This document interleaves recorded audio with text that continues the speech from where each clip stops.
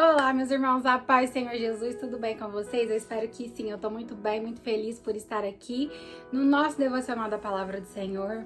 E eu espero que você esteja muito bem e que você possa acompanhar comigo essa leitura de hoje do nosso devocional, que se encontra no livro de Lucas, capítulo 7. Eu vou estar lendo alguns versículos a partir do 11, que vai nos dizer a ressurreição do filho da viúva de Naim. Em dias de subsequente, dirigia-se Jesus a uma cidade chamada Naim, e iam com ele os seus discípulos e numerosa multidão. Como se aproximasse da porta da cidade, eis que saía o enterro do filho único de uma viúva, e grande multidão da cidade ia com ela. Vendo ao Senhor, se compadeceu dela e lhe disse: não chores.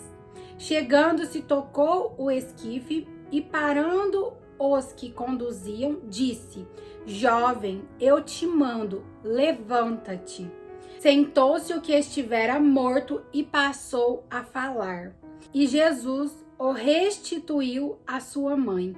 Todos ficaram possuídos de temor e glorificavam a Deus, dizendo: grande profeta se levantou entre nós. E Deus visitou o seu povo. Já tem alguns dias que essa palavra tem penetrado dentro do meu coração e por isso eu resolvi vir aqui gravar esse devocional para vocês. Olhando a visão dessa mãe, eu imagino a tristeza que havia dentro do coração dela, pois ela já havia perdido seu marido. Mas ela estava ali indo enterrar o seu único filho.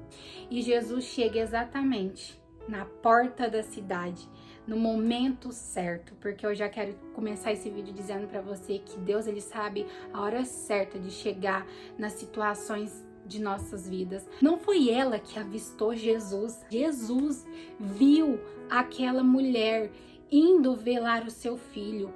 A palavra vai nos dizer que ele chegou, tocou no caixão, ele tocou, e todo mundo que estava ali carregando o caixão parou. Porque quando Jesus chega na nossa vida, tudo aquilo que está caminhando ao contrário da vontade dele, tudo aquilo que está caminhando para o nosso mal, tem que parar. Jesus para o velório somente com o toque das mãos dele sobre o caixão. Jesus dá uma ordem, dizendo: eu te mando, levanta-te. E o defunto levantou, sentou e começou a falar. Quero dizer para você que com apenas uma palavra, Jesus pode mudar o quadro da sua vida. Aquilo que é impossível para você, aquilo que é impossível para o homem, para Deus não é impossível. Se Deus falou, tá falado. A gente não pode duvidar da palavra de Deus liberada sobre a nossa vida. Se a gente for viver somente com a lógica humana, a gente não precisa de Deus. Olha o milagre que Jesus fez na vida dessa mãe, dessa viúva, na vida desse jovem. A palavra nos diz que todos glorificaram. É para honra e glória de Deus. Às vezes Deus permite situações nas nossas vidas que a gente não compreende, que a gente não entende, mas não é pro seu mal, não é para te prejudicar, é para honra e glória de Deus. Então, até onde tá indo hoje a situação que você tá vivendo, é porque Deus tá permitindo. Tá difícil, tá dolorido, tá complicado, tá? Mas se Deus permitiu, você aguenta, você suporta. E se Deus vê que já não é mais hora de você passar por o que você tá passando, ele vai chegar assim como ele chegou na vida da mulher viúva de Naim. Ele chegou e parou com o velório, parou com o sofrimento dela e deu vida novamente. Deus está indo hoje ao seu encontro da vida, para os seus sonhos, para os seus planos, para os seus projetos. Pode parecer que acabou, que morreu, que é o fim, mas se Deus liberar uma palavra sobre a sua vida, aquilo que está ao contrário, aquilo que tá morto, aquilo que acabou, vai voltar a viver, vai passar a ressurgir novamente. Tudo que acontece na sua vida é permissão de Deus. Deus não permite nada sem um propósito. Muitas das vezes a gente não consegue ver uma solução para os nossos problemas porque a gente está focado somente na dificuldade, somente nas lutas. Até a morte, Jesus deu uma solução. Imagina os seus problemas, imagina as suas dificuldades. Você tem que confiar mais no Deus que você serve, porque para ele nada é impossível. Somente se ele não quiser, somente se ele falar: não, não quero, não é para você, não vai ser assim, que não tem palavra contrária que vai mudar a decisão de Deus. Mas se Deus falar, eu vou restaurar, eu vou restituir, eu vou dar vida novamente, eu vou libertar, eu vou fazer o que eu quero. O homem não pode ir contra a palavra de Deus. Então, porque você tá desesperado, porque que você tá aflito, porque você tá angustiado, confia no seu Deus. Eu sei que muitas das vezes o medo, o desespero nos cega, nos tenta paralisar, nos deixa desesperado, mas isso é a prova de que nós não confiamos totalmente no poder de Deus. Jesus deu vida a um defunto novamente. O que é seu problema perto disso? Deus me trouxe aqui para te dizer, não há nada impossível para mim. Se você tá conectado somente com a lógica humana, é porque você não tá crendo na sua dependência em mim. Tem coisa que é para o homem fazer, mas tem coisa que é para Deus. A palavra nos dá um grande exemplo bíblico, que eu acho que é mais conhecido por todos, que é sobre Jó. Deus permitiu que Satanás tocasse na vida de Jó. Deus permitiu, porque saberia que Jó não iria blasfemar, saberia que Jó era um homem reto, temente a Deus, fiel a Deus, e que Jó não adorava a Deus por aquilo que ele tinha, mas sim por aquilo que Deus era na vida dele. Muitas das vezes Deus permite sim situações difíceis na nossa vida, Deus permite sim perdas, sofrimento, mas não é pro nosso mal, é pra honra e glória de Deus. Todas as coisas cooperam para o bem daqueles que amam a Deus, todas, não tem exceção.